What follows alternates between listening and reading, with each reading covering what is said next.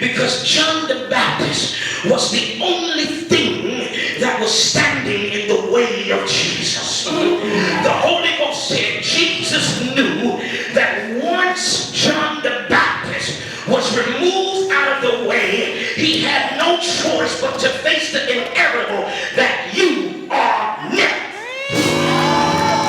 Look at your neighbor and say, I'm done, you next.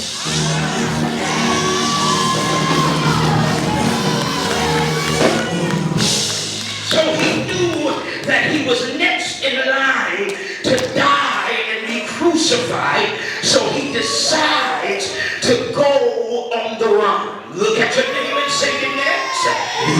And you can't run from this.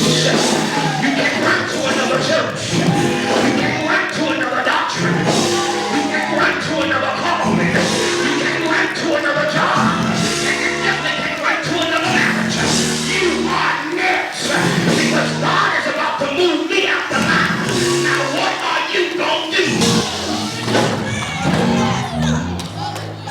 So Jesus now, he faces the human reality mixed in with the spiritual, that now he that was standing in front of me in death has now moved. Because you got to remember, God don't know nothing about dying. He don't know nothing about dying. So now Jesus, for the first time in his human side, his humanity is feeling the blows and the winds of you are next.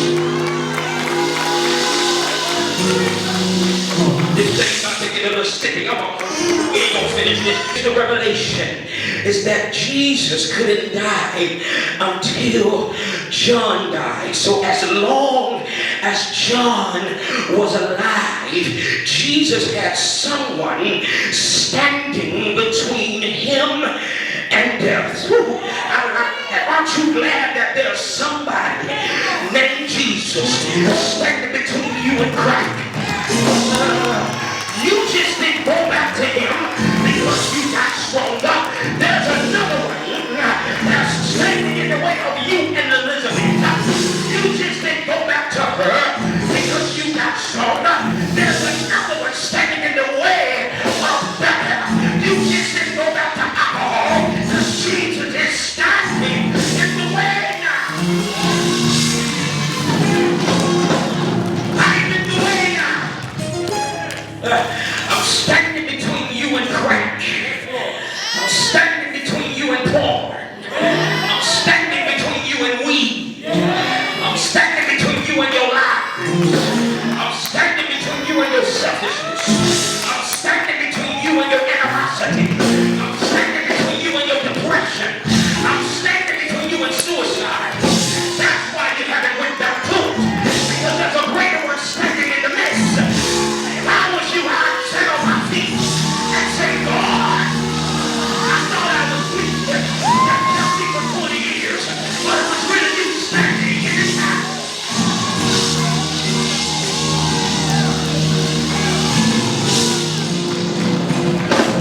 Have your seats. So Jesus was okay from Matthew chapter 1, Minister Darius, all the way up to Matthew chapter 14. But once he received the news, something pricks him and it causes him to go on the run, because he knows now that I am next. I got to die. You ever felt that before? That you are next in line to be checked by God? There's something in your way that you're like, God, I don't want to face this. And this is what Jesus was facing. But here's the revelation. Here's the revelation to this. And the Lord blowed me. Face that way. And Pastor stand in front of her. This is what got me. The Holy Ghost said, you don't even know what transferred in the spirit. You got to walk with me with this revelation.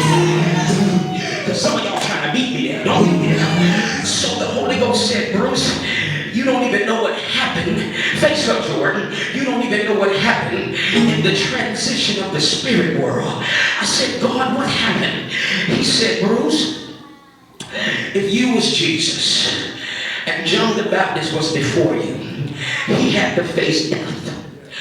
And then once he was taken out the way, then you had no choice but to face death.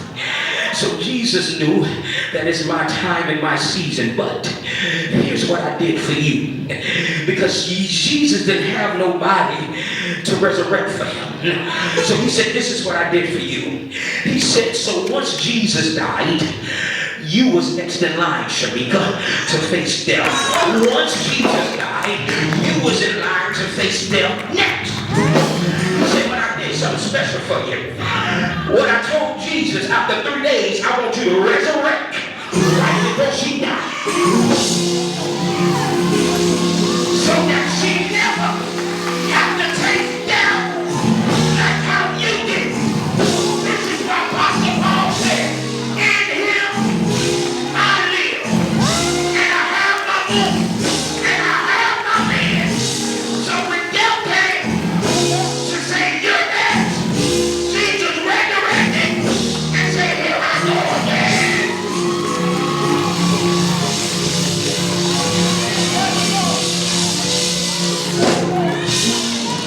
Here's the thing. Death said, Jesus, that ain't fact. That ain't fact. That ain't fact. It's your turn. Jesus said, do you want the revelation? Death said, give it to me. Jesus said, before she was born, I went ahead and lived her life.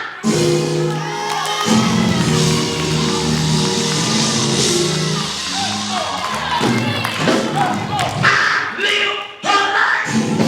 Adultery, a fornication, a masturbation, a lies. I went ahead and died for it. So death, all you can do now is put her to sleep.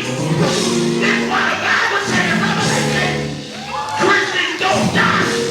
We sleep in God.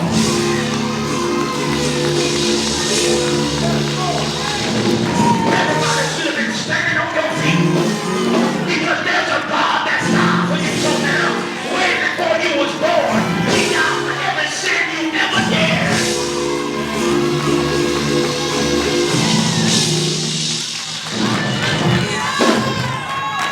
So he did something special.